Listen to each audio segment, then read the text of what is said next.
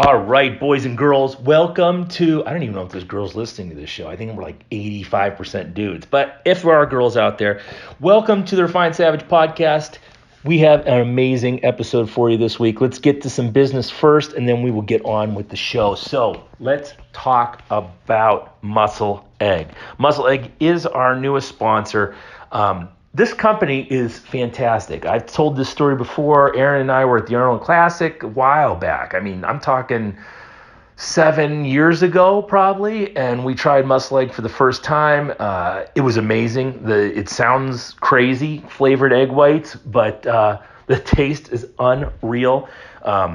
Everyone I've had at the gym, I've given samples to, everyone has loved it. It is great.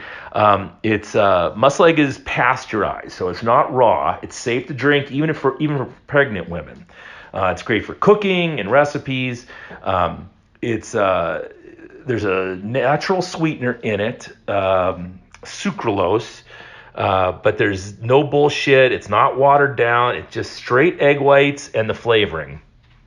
Each serving is 10 egg whites, so it's basically straight protein. Super easy. Just get it out of the fridge, pour it in a glass, and you're ready to go. It is a great way to get your protein in. It's not whey protein that's going to have you farting up a storm. When you're drinking that shit, if it's not agreeing with you, it probably shouldn't be put in your body. So take it from me, Muscle Egg is the way to go. Check them out at muscleegg.com. You can use our referral code. So, and anybody who doesn't have a pencil out or a pen, you want to try, just shoot me a message. I will get you the code. But here it is. It's muscleegg.com/refinedsavage/.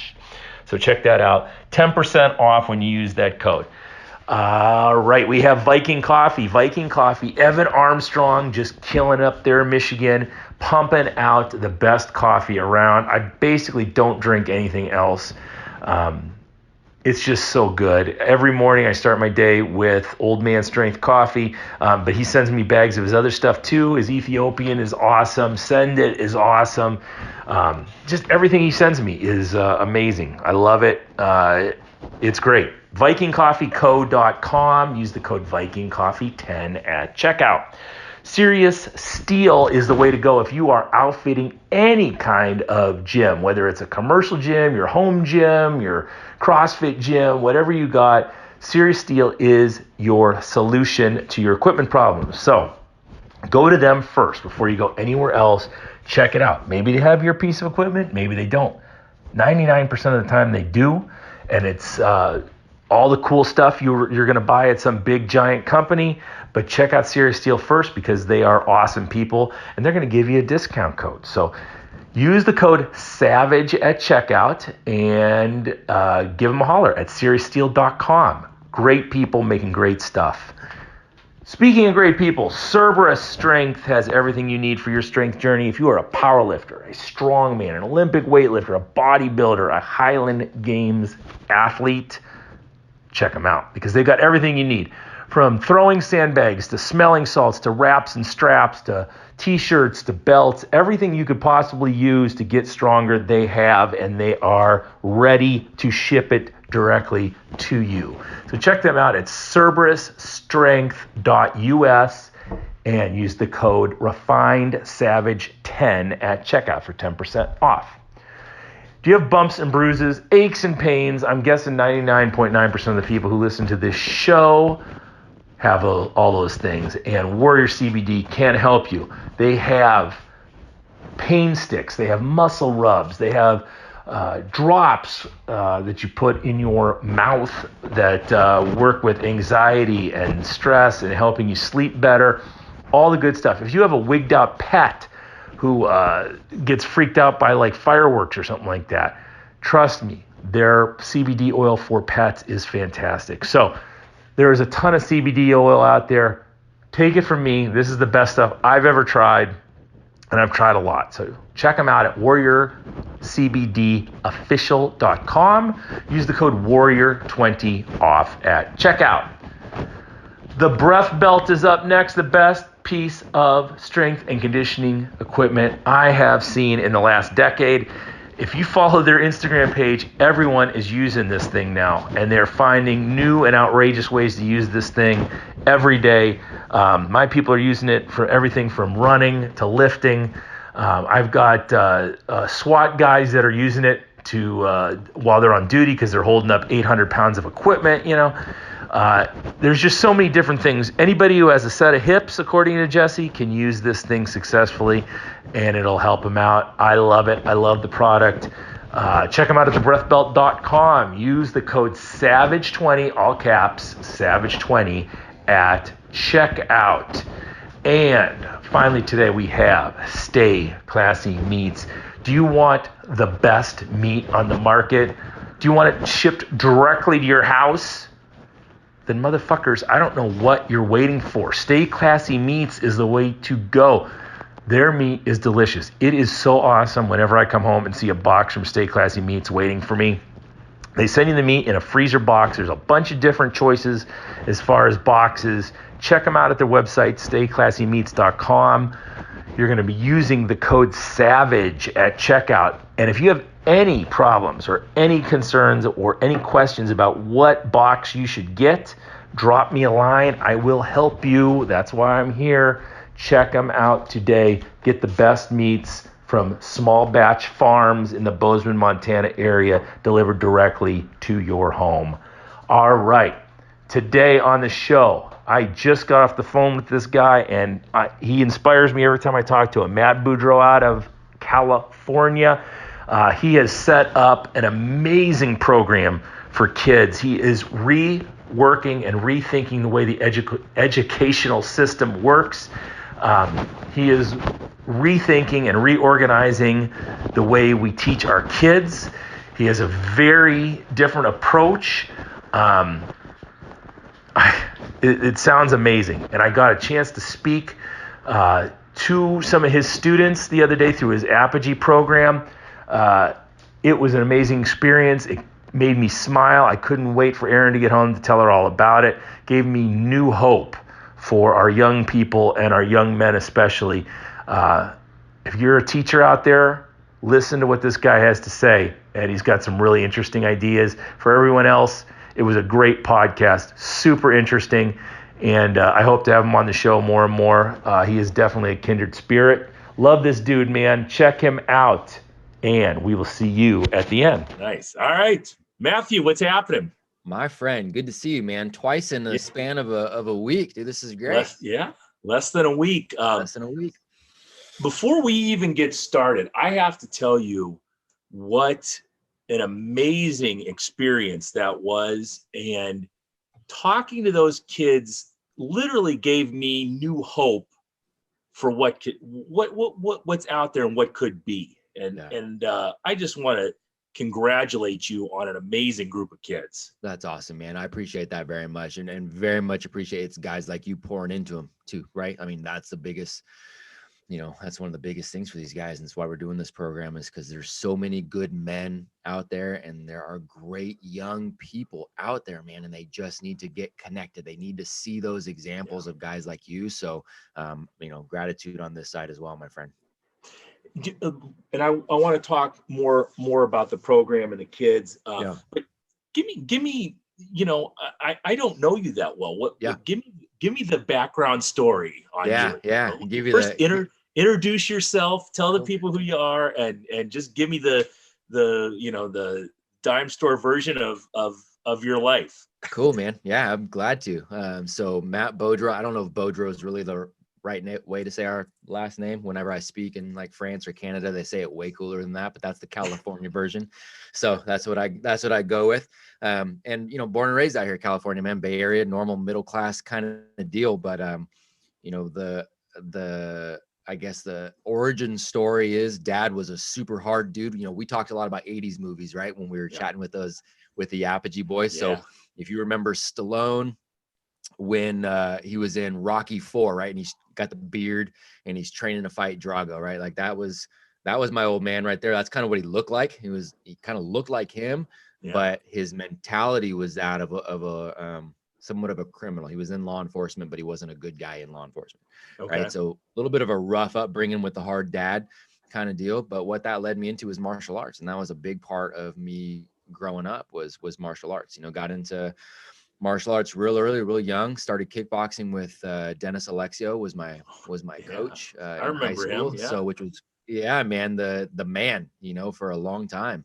So martial arts is really what kind of grounded me early. And so I got real good at the school game and got all my straight A's, and it was super easy. But it was more about sports. It was more about girls, you know, Sure. and then graduated and figured like, well, I guess everybody's going to college. Like, I guess that's what I do. Right.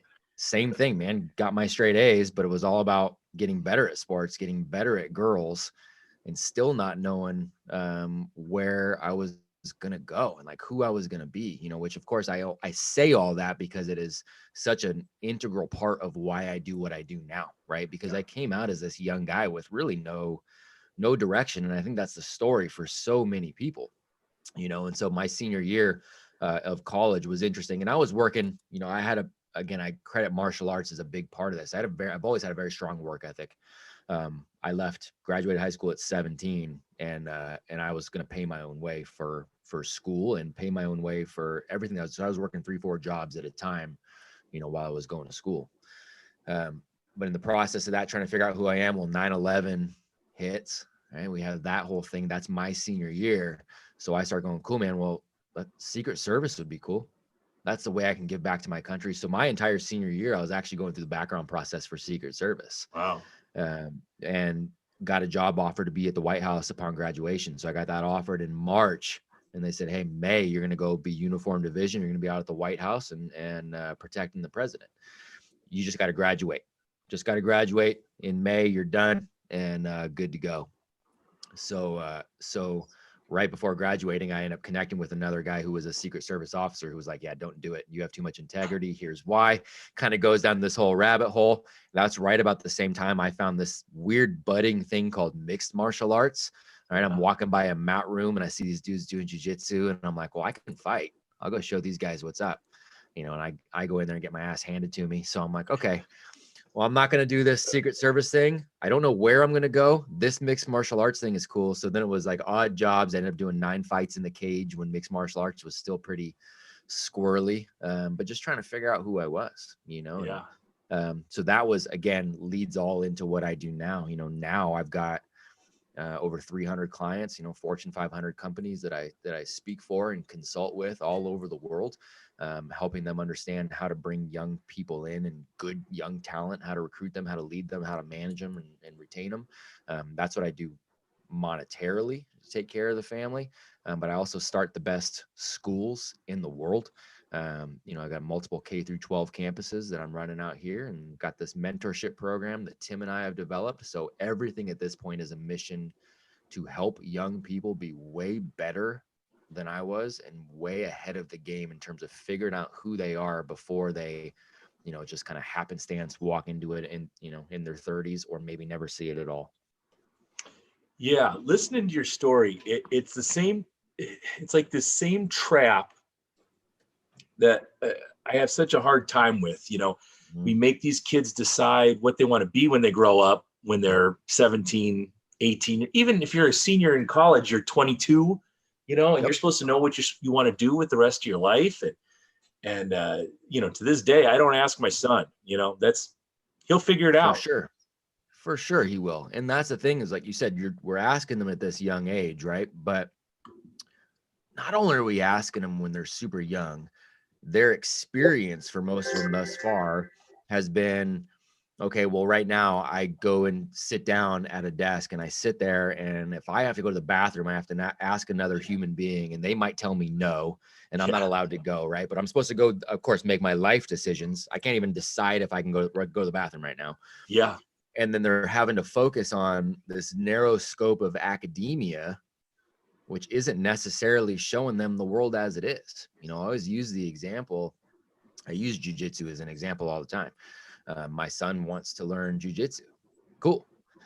School would say, well, then let's start memorizing all the people that have ever done jujitsu. Let's start memorizing the belt structure. Let's watch the Pan Ams. Let's watch Naga. Let's watch all those. Maybe you'll make a trifold board and do a, you'll do a presentation on it and then take a multiple choice on it. And then we're going to tell you you're ready. Well, our schools go, cool. Then let's do jujitsu. Right. That's a different thing. Yeah. It's that, And so how are you going to make decisions when you've never actually done what you think you might even want to do? And that seems like the logical way to do things. And it's just not done. And it's Right. Education, there's some teachers out there who, God love them. And I think a good deal of teachers out there who are there because they have a passion for that job, just like the rest of us get into our job. But, there's teachers I know who, like, I grew up with who, hey, they wanted that summer off, and they'll tell you that's the reason why they took that job, Totally. But you're right. Most of the teachers that are, and again, I was a public school teacher. Before I did all this, I was I worked at Stanford for a long time. I was a public school teacher. I was a public school administrator, private school teacher, private school administrator. So I understand the game. And I have many, many friends that are in. Dude, most teachers and administrators are fantastic humans. They really, really are. They're in it for the right reasons, but they wanted that summers off. They wanted it to be a lot of times a recreation of kind of the schedule they always had growing up as kids, right? There's some that get into it because they didn't have a good experience and they want to go take it out on the park. I mean, there's, you get all those weird little dynamics that take place, but the end result is what you should be after. And the reality is you're in a system that's not producing, real opportunities for the young people. And that's where I had to draw a line in the sand. When I got my own kids, I wasn't going to play that game. Yeah, and having the government involved in anything usually screws it up worse than anything. So, yes, sir. They with the No Child Left Behind and putting these restrictions on schools and how they're to teach to the test, and it really takes away from the creativity of the teacher.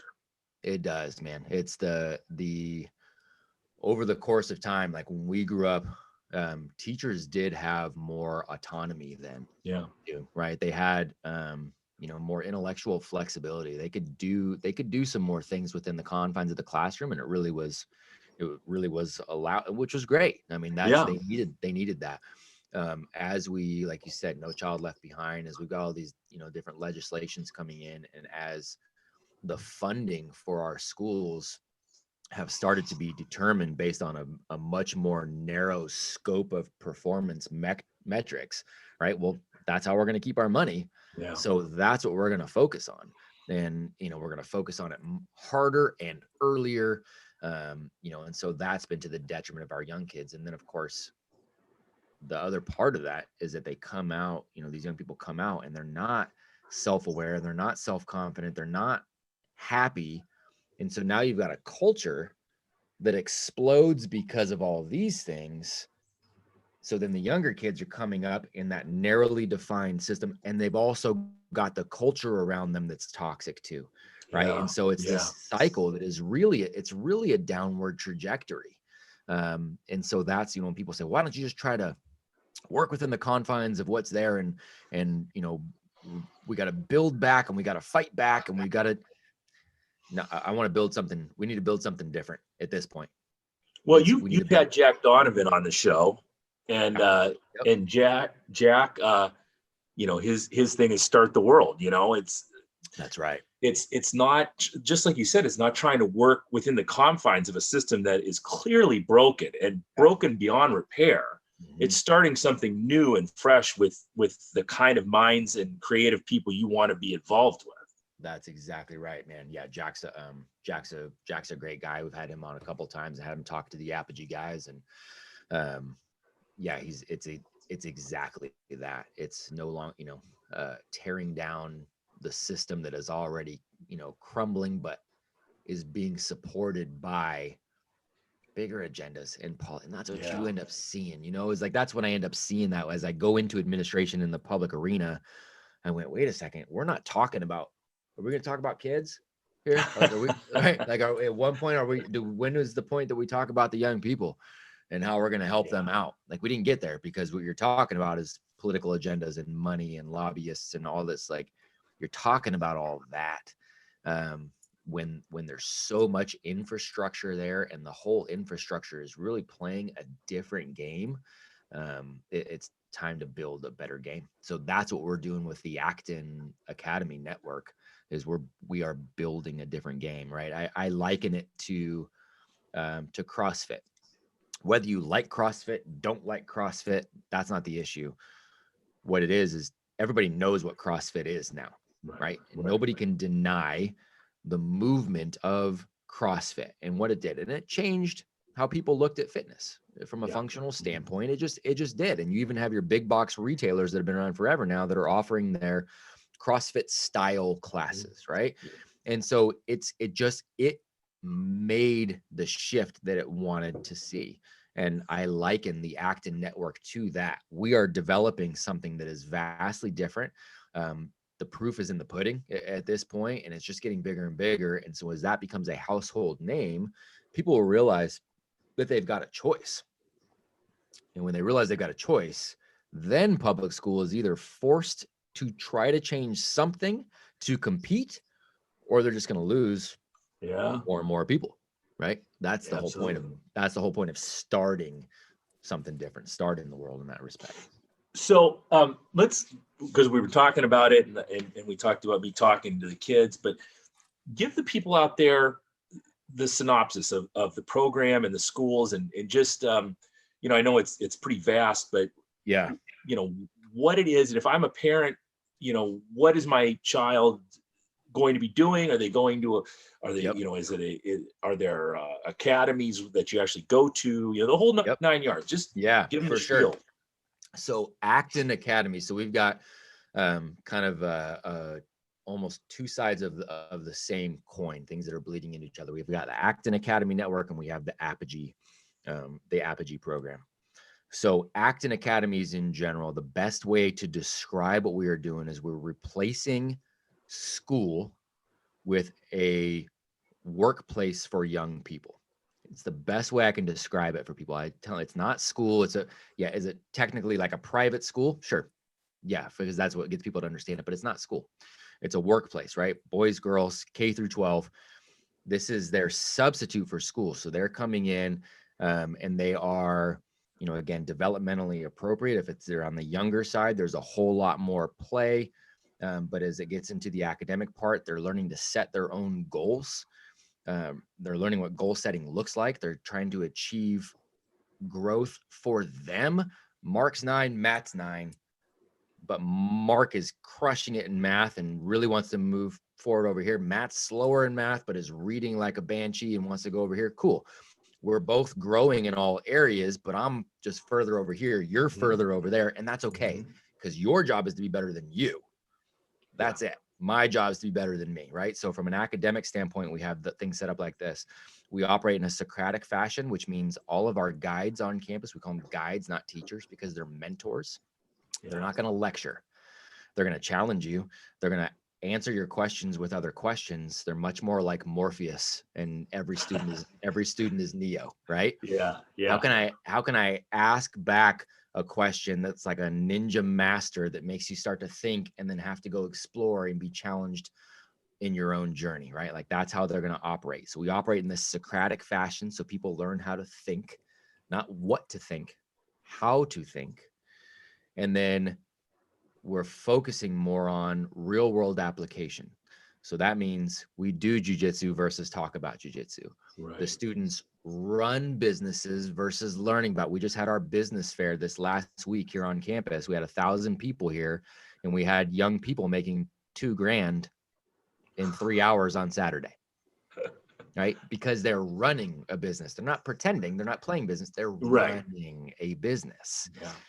They wanted to have a woodworking program. They built the sheds, and they are building out the materials they want. Like they built the sheds to operate in, and then they're operating and they're building the materials they want to build. They are, doing a food truck challenge right now, where they're not actually necessarily operating a full-on food truck because we couldn't buy those, but they are essentially operating as if. And we've got 3 real investors from the community who are coming in on Thursday and are going to ask them Shark Tank like questions and figure out where they would be investing their money, right? They're doing real experiences. The high schoolers are cooking every day on campus for the young people here. They are responsible for making real food and real meals. So they learn from a chef how to actually cook, how to do it in large amounts, how to utilize the algorithms, right? So it's all real world application. So when I say it's an organization, we want these young people to run this campus like you would have people running a Google campus, right? That's how our campuses operate for young men and young women. So in the course of that, they find out who they are. They get an idea of a direction they might want to go. We don't ask them, you have to have it all figured out by 18, but you have an idea of what you're really good at and what you're excited about because you've done so many things, right? So those are our Acton campuses. Now that's a global movement. We've got 270 campuses right now around the world. Wow. We have applications in the pipeline to open another 18,000. We won't open that many. We're probably going to stick to about a strong 1,000. But that's what and so all of us are helping each other do that. So I was on the phone this morning with, the owner in Idaho. Last week, I was on a chat with an owner in Dallas, an owner in Guatemala, and an owner in China. And we're all pouring into each other, just kicking around ideas for what we can do at our own communities, right? In our own schools. Right. So it's this network that is changing the way school is done. And then from that same context, we take some of those same philosophies, and that's where Tim Kennedy and I went, cool, this is perfect. This is the way, quote unquote, school needs to look. But man, I still want to do something a little extra for the young men. We're still missing. You got boys and girls operating together. We want them to learn how to build a company by building a company. And this is what it's going to look like. But there's still this thing missing, this agoge missing, where there's this cultural, right? There's this cultural gap where our young men, they're not just suffering because they're in this shitstorm of something that's called school and being castrated early and medicated, but they're also not getting the feedback from the men that are good men that have gone before them, pouring into. There's no ritual around this. There's no cultural, reason for them to want to be a good, strong leader of a man. So how can we combine these two? So that's where Apogee program came from. That right now is just virtually, but we are going to start making annual on-site, almost like a week-long camp kind of deal for our participants and our graduates. So it's two sides of a same mission, empowering these young people. Man, that's amazing. And so rad.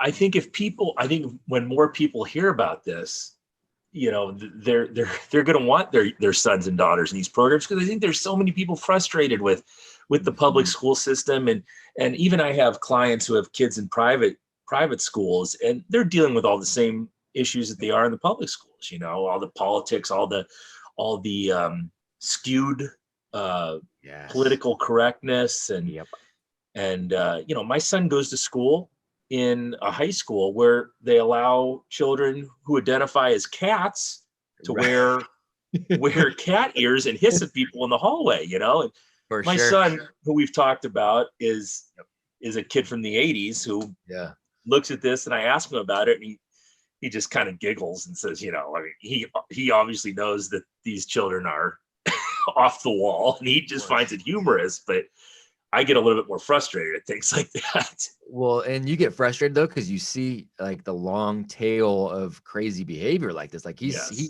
gets it, and he's lucky enough to grow up in this household where he's got a great man who's leading by example on how to be a human being. And so, and that's more rare than it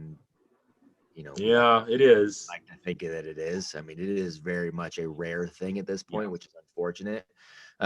But you also see the long tail game of allowing people to live in kind of this weird world that doesn't make any sense. And the more and more we have those people living it, that the long tail game of that's dangerous for a society. Yeah, because they're not, once they get out of school and they try to get jobs, they try to get form relationships with normal human beings who they're going to need things from and want to do things for. You know, there's comes a time where you got to put the animal costumes away and act like a human being. Put it away, dude, and it's gonna make it so. I mean, not only does it, what sucks is it makes it hard for that individual. They're making it hard for themselves, but what you end up seeing, and obviously not just the cat example, but just kind of almost an entitled, weak-minded populace that has come out of this schooling, right? And so some of my clients, I mean, I work with military contractors, and I work with the U.S. military, I work with the Army, I work with the U.S. Air Force.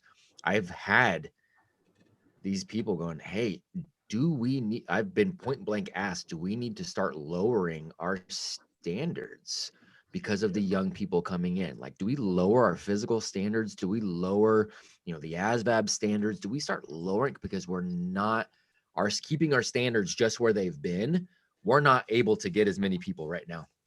Yeah. Because there's so few people that can even hit these standards, and those standards aren't astronomical. No, not crazy. You know, and so that's, again, so multifaceted, but where we're going is scary. And you're right that parents, more and more parents are seeing this, and more parents are wanting something different. But what's super interesting, man, is still the cognitive dissonance around what school is and what it should be, right? And you've got, it was like 93% of people have come up through either public school or a private school that, as you kind of alluded to, looks a lot like a public school anyways. And so the thought of shifting that, while intellectually they're like, yeah, of course it needs to look different, emotionally, dude, they're still attached to what it always looked like. And that's one of our biggest battles, is shifting that cultural understanding. Yeah, that's really interesting. And what you said about, you know, the young, you know, it's the same thing I get in the gym. So I get fathers in the gym who want to bring their son in. They want him trained, you know, and they're going to be a wrestler, and they want him to be the best wrestler they can. So they're coming and they're giving me their son, and they want him to be a better wrestler. They know I can get him there. And then the first thing they start doing is telling me how I should train the kid to get him where they want to be.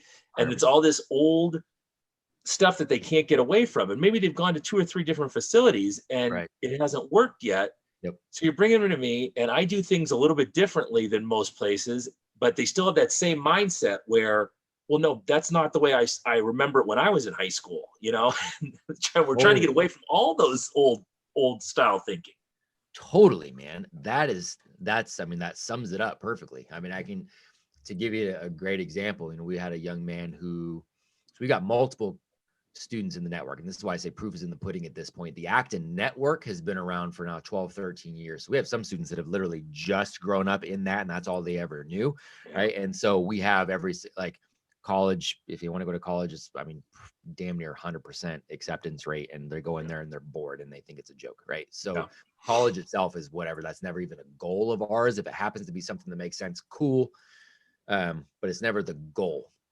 But we've got, you know, a litany of young people who have come out and gone straight into, you know, amazing careers, have gone out and taken the businesses they started while in high school, taking these businesses into perpetuity, and these businesses are grossing 7 figures a year, right? We've got multiple stories of, you know, there's a young man in Austin right now who's a senior at their campus.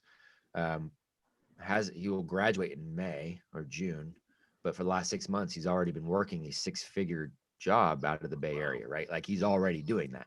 So we've got a number of these stories. So we have a young man at this campus who gets hired straight from graduation here to go into a career level job. It is a nationwide organization that has never hired anybody without a college degree until him, because they went, man, we need him, right? They pull him in. He's got a career level job, making career level money.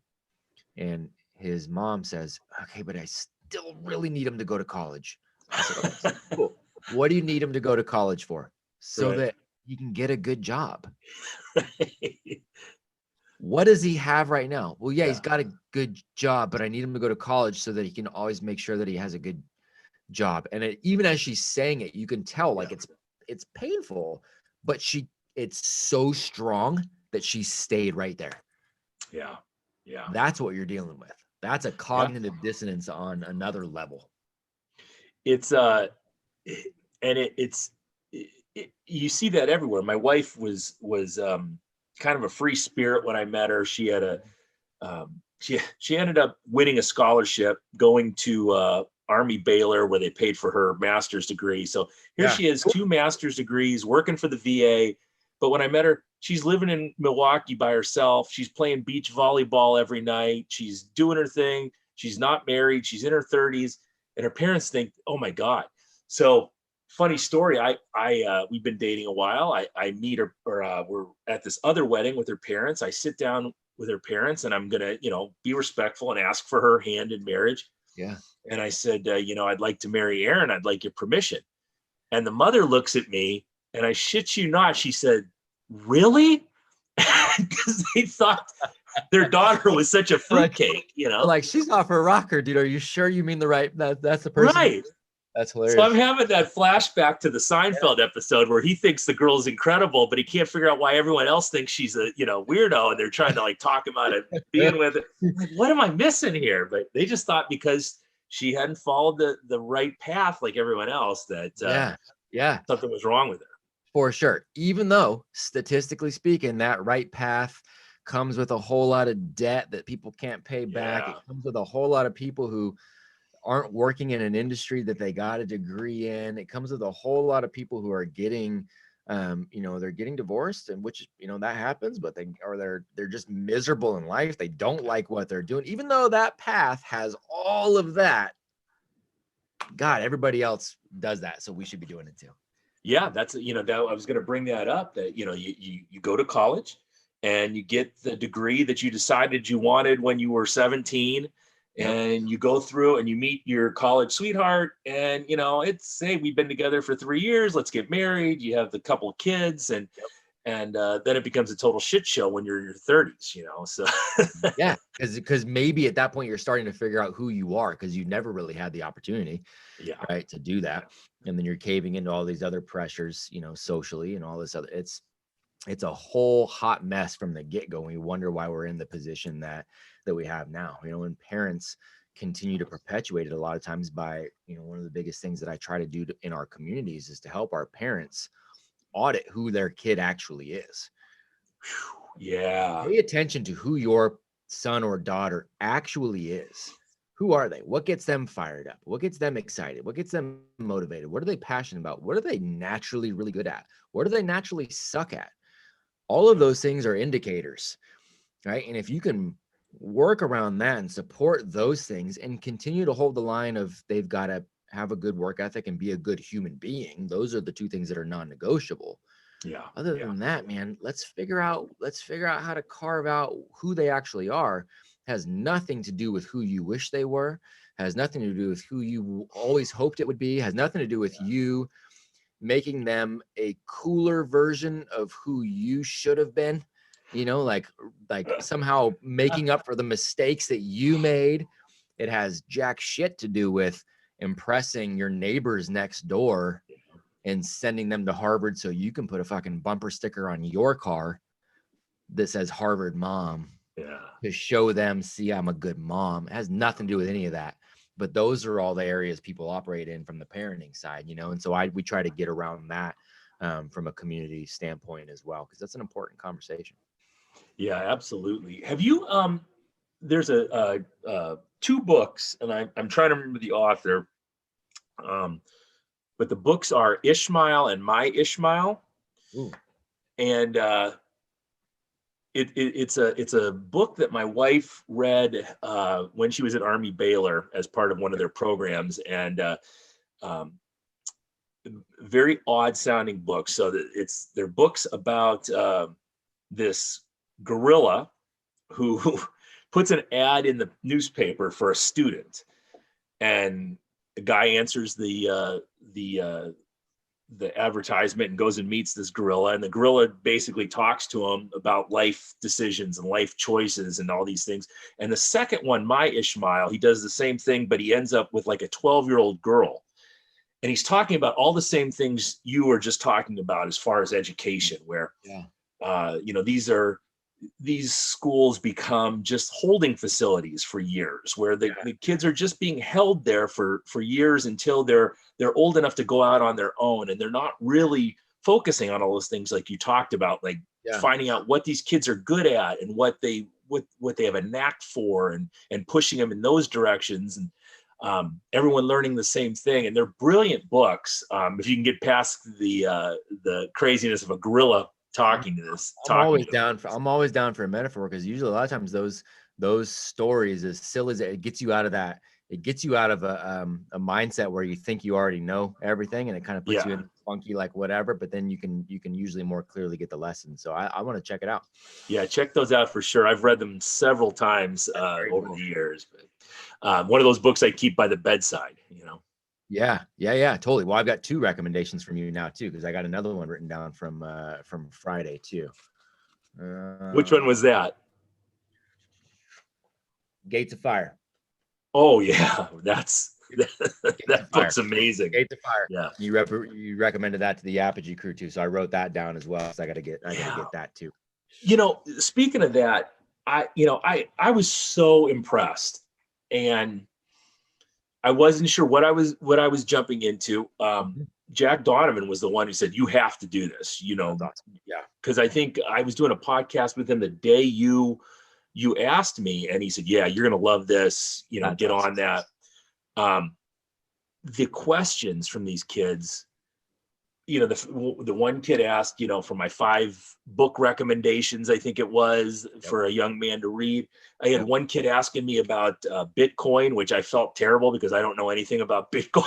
Me either. Yeah, totally.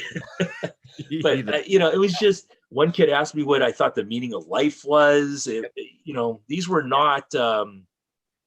absolutely not silly questions. I think one of my favorites was actually 2 of the individuals asked me kind of the same question, is, you know, what pitfalls and obstacles do you see, and how would you have avoided them? Yes. Yeah. And you were able to talk about kind of the past relationships and how that kind of skewed things and everything. Yeah, absolutely. Yeah. Man. That one girl that's kind of circling you at age 17 or 21, or, you know, she's out there, and it's got to kind of be aware of that. That's right. And you know, I'm glad you brought that up. So we had our business fair on campus on Saturday, right here at this Roseville, California campus.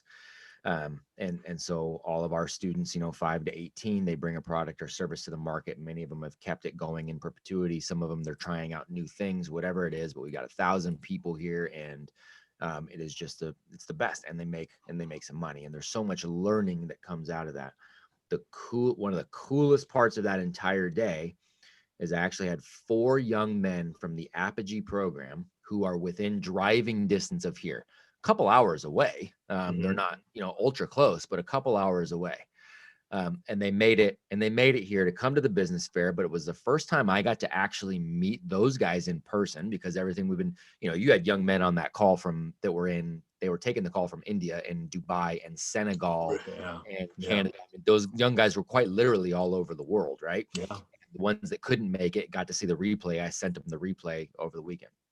So these young guys had made it there, and there was one of them made mention of a girl back, you know, just in conversations or whatever, and made mention of a girl back home, and, you know, kind of whatever, not in a sleazy way. He just kind of nodded to the fact that I kind of like this girl. And one of the other guys says to him, just remember what Mr. Mark said yesterday. Careful. Like, they listen, man. That's amazing. That's amazing. Attention. Yeah. He goes, remember what Mr. Mark said yesterday, man, don't get caught in that trap, you know, and this is 2, like, those are 2, you know, 15, 16-year-old boys. Yeah. When I was 15 and 16 and we had conversations around girls, I can tell you it was not that conversation. Yeah. And, you know, but that's the kind of thing that I think is so amazing about having these mentors come and talk to these kids, because I honestly do think, and what for people who obviously weren't there, what I said to these kids was, you know, there's like this speed trap that happens between like maybe the age of 15 and 25, 26, where you're going to meet this girl, and you're going to be hell on wheels. You're going to meet this girl, and she's going to be a little bit off.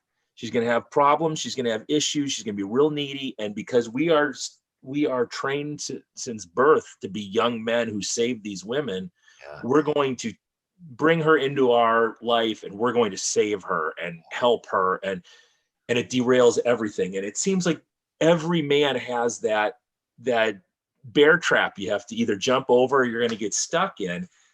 And I've talked to my son about it, and I think it's a really important, and we all think we're different, that isn't the girl, but it's almost always that girl. And it seems like once you get to be in your 30s, you figured out the danger signs, you know? Yeah, you start to figure it out, but it's those, nobody ever had that conversation with me. I had many of those girls. Yeah, right. You know, I had quite a few that took me down some funky paths that I wish I could go back and, I mean, you know, lessons learned, but but I never had these conversations, you know, as a youngster. My dad, literally the only conversation my dad and I ever had about girls is my car broke down at some point. He came and gave me a ride. I think I was 17 or 18. And he's like, as I'm getting out of the car, he rolls down the window and he goes, "Hey," and turn around and he goes, "By the way, we hadn't been talking about anything. I don't even know if we'd even been talking in the car, but he's like, hey, you better not be getting any of these weird girls pregnant." Okay, Dad, cool. And then he drives off. That's the one conversation about girls I ever had with my dad, right? Like that's it. That's so tough. Having these kind of conversations. And what's cool is you've got, you know, the men that we are bringing on here, you know, are like what Jack says, they're good men and they're good at being men. Yes. Which are two different things. And we want every man that's a part of this program to fit that profile. They are good men and they are good at being men. And so we've got those kind of guys like yourself that every Friday go, all right, guys. And it's just that reminder from another good man who's good at being a man of this is something to think about. This is something. And the messages are never the same. But what happens is patterns are the same. And these young men start to see those patterns. They see the patterns of what a good man looks like, what a good man says, what he does, what he talks about, and what he does, and how those are right next to each other. You know, it's the same damn thing. And then certain men will say something in a way that'll just click differently for this one guy that week, right? So maybe Jack said it one way, and then Mark said it another way, and then Brian Callen said it this way, and then, you know, Frank Grillo says it this way, and all of a sudden now all of these guys are getting it. And it's just bringing out that goodness within them too, man. I mean, it really is. And you get those high level questions because they've got high level thinking and high level character. Yeah. I think it's so important. And I love that you're doing that. You know, the one good thing about social media is you get to see some of those guys. You know, you get to see Tim Kennedy talk about some of this stuff, and he's been on fire lately with some of his posts about freedom, and about government overreach and things like that. And you know, we're in a hopefully we're at the tail end of this craziness around this virus, but I think we were so right as a nation to look at weakness and look at fear as this virtue that we can adopt, you know, and so many people gave up their freedom immediately and didn't fight this at all. And there were voices like Tim out there who was like, hey, you know what? We all take risks. We all take chances. And he's out there, you know, having barbecues and doing his thing. Totally, man. Totally. I think it's, it was, I really think this whole situation kind of fast forwarded what we've seen as kind of this slow boil split in our country, unfortunately, right? Is this split, this cultural split. And I think it's kind of been a slow boil. It's kind of, you see it kind of play out in politics, you know, red versus blue or whatever, right? Like you see all this kind of stuff kind of rear its head, but all of a sudden it was like everything all at once, man. And you've got the virus, you've got the election, you've got all this. And what it really separated, I think, is what you were kind of talking about. It separated those who really kind of live in fear, Mm-hmm. which from what I saw was the vast majority of the population, Yeah. and then those that don't. And it really created that divide much more obviously, I think, than it had ever been. And I'm wondering if that really has fast tracked almost two different sides in society, where I think we're going to continue to see more and more people who are the obvious ones that don't live in fear and the obvious ones that do. I really think that's going to play out in a number of different ways. I don't know where it's going to go, but And I don't think they're hiding it. They like to signal how scared they are and how well they do at following the rules. And, like you said, it's a virtue now. And there's such a disconnect, and I politics, red and blue politics don't interest me. I'm a libertarian who would never join the Libertarian Party because I just, I'm for freedom. That's my political party. But to see the disconnect of Biden saying, well, by July 4th, you can have small gatherings of people and you can maybe take your mask down for a second. And then you look outside and people have been gathering in large groups for months here in Ohio and not paying it. It's like they actually think you're waiting for them to give you permission to do this stuff. And there are people out there who are waiting for permission. Exactly. That's what's sad, is that there actually is a relatively large group that is waiting for that permission. Yeah. Which is crazy. And then people like, you mentioned, or people like you and I, and people, Ian Smith, right? We've had Ian on quite a bit, like not waiting for permission, and not just not waiting for permission. Nothing bad is happening from not waiting for permission, right? and but people want to go, you are just, you're a hateful, horrible human being.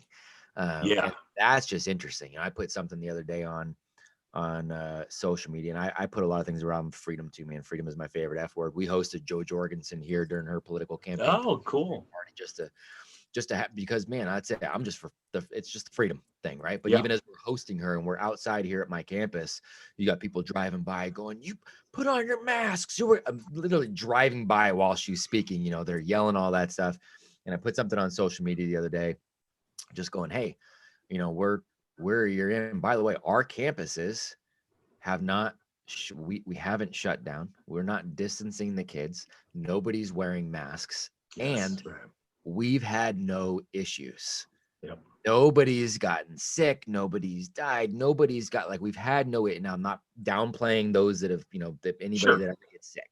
But what I'm saying is, we're going against what the public rhetoric is. We're going against what the public schools are doing, and everything's fine. And instead of celebrating that is the case, I had so many teachers and people that jump on social media and they're like, how irresponsible of you. Yeah. Why is it irresponsible? Because somebody is going to get sick and die. I just told you, for a year, it's been great. And our kids are the happiest, most thriving children in this area, bar none. Shouldn't we celebrate that? No. Right. Yeah. That's where people are. Yeah. And God forbid you tell them to do some burpees and eat a steak once in a while instead of McDonald's. Right. Yeah. You don't get, you get free Krispy Kreme and free McDonald's. Or free Shake Shack for a reason. Yeah, dude. I know. Yeah, but that's it. Because then that would come back to personal responsibility.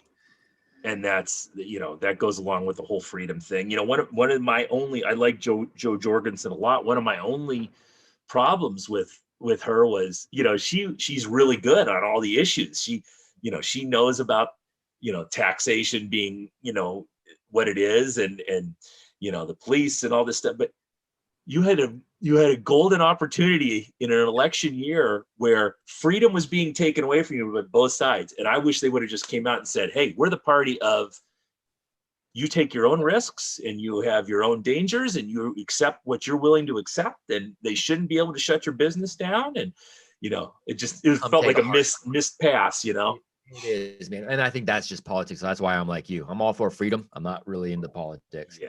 Because nobody will take a hard stance on what they believe. Yeah. That's right. You take a hard stance on a party line and what that is, but the hard stance on the party line is usually still pretty ambiguous. Like, nobody will take, a really hard stance. And I'm with you. And it was interesting. So we hosted her here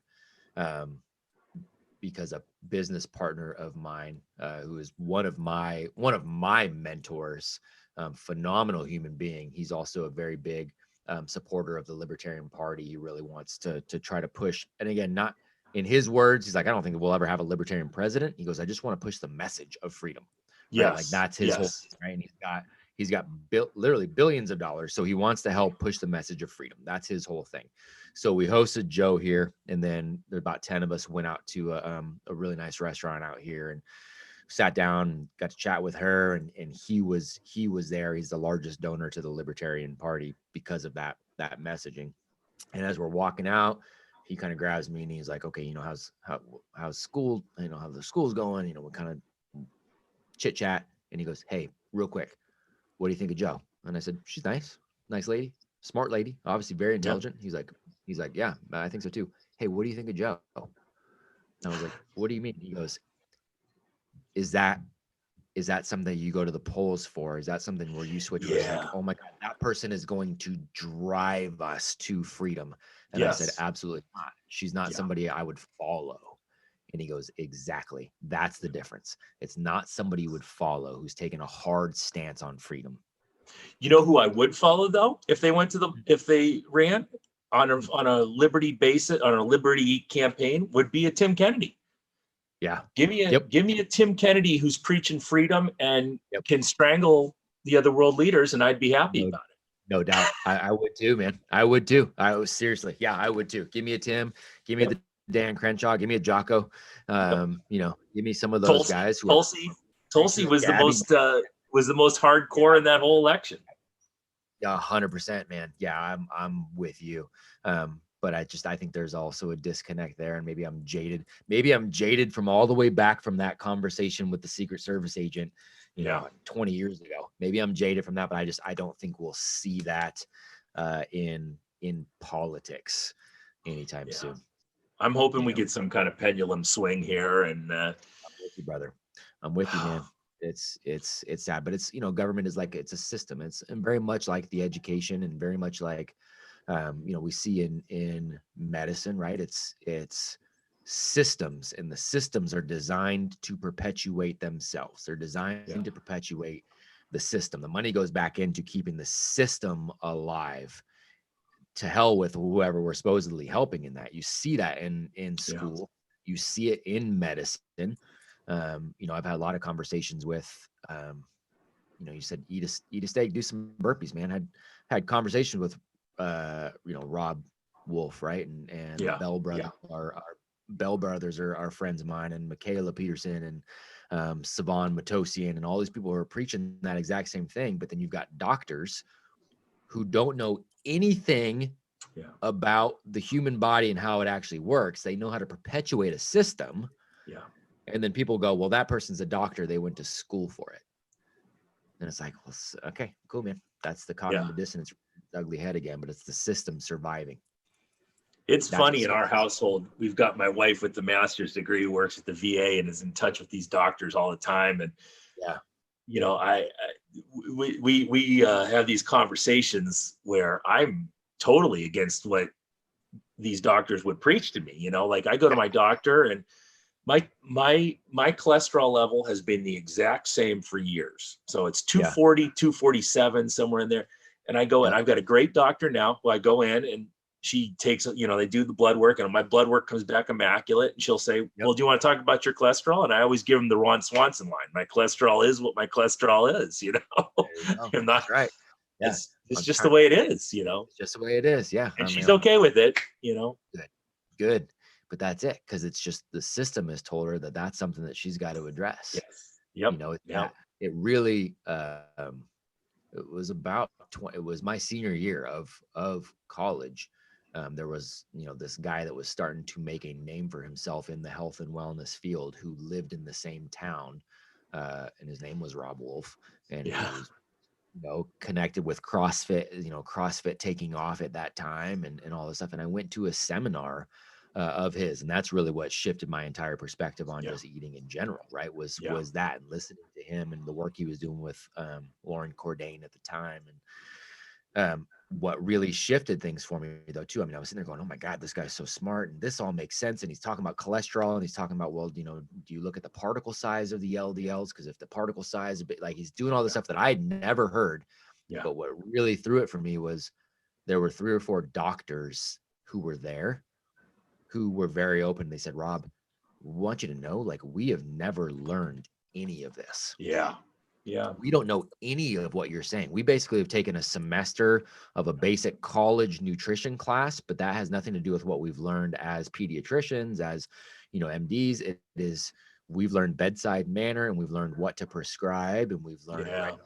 Like, and that really shifted things a lot for me, where I go, okay, well then, and I'm not downplaying doctors, and they're brilliant people and good people, same as teachers, right? But you're taught to perpetuate this system. And so that's why I'm so, you know, so anti those big systems like that.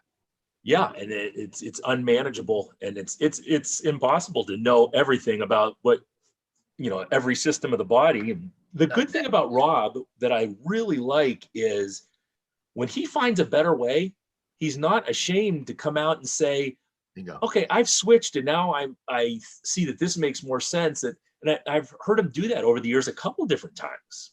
Intellectual honesty. Yes, 100%. And that is a sign of, one, true intelligence, because you're able to change your mind when better evidence is presented, and it's integrity, you know, character. I mean, I'm all for switching my stance on anything. If somebody shows me that I am provably wrong, I'm all for it, man. You have to be, and that can't be an emotional thing. That's just got to be, again, intellectual integrity. Like, you just have to go, you know, that's exactly it. And that's something that, you know, again, you get the schooling, you get trained. And when people attack that, I think the reason that people get so upset when their ideas are attacked is, a lot of times, it's not that they're wrong. They're actually more scared that the other person is right, if that makes sense. And that's an intimidating thing to them. You know, I get it.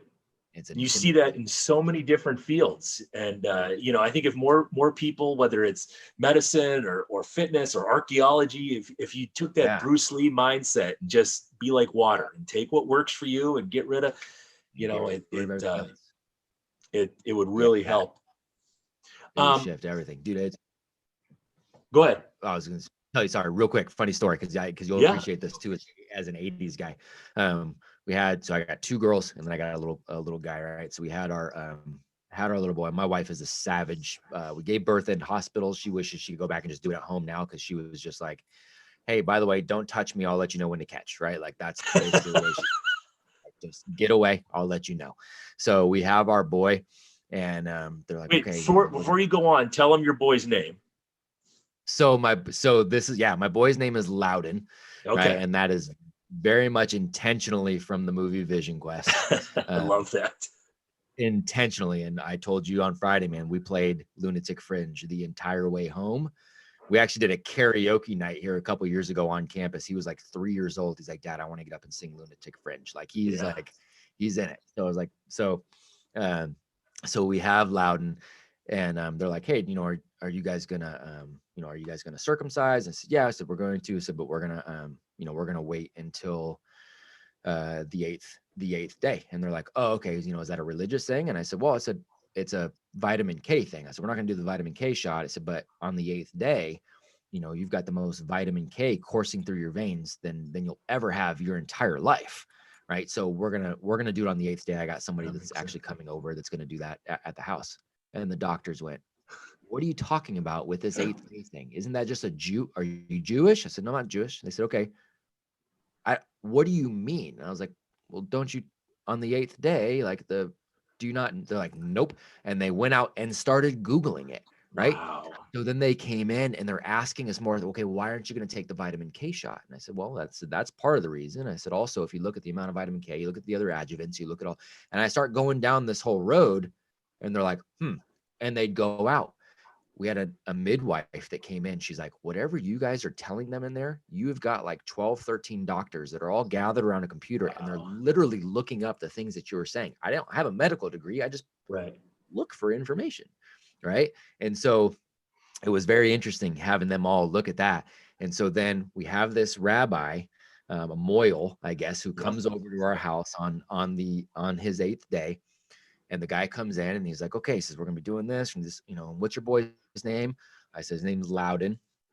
He goes, oh, you mean like from Vision Quest? And I'm like, dude, nobody says that. Almost nobody knows what I'm talking. So I'm like, yes. And he's like, oh, that's awesome. He's like, do you like a lot of the 80s movies? And I said, well, that's what I grew up on. And he goes, I just got back from Israel a couple days ago. And you know who I met while I was there is I met the real Frank Dukes. Wow.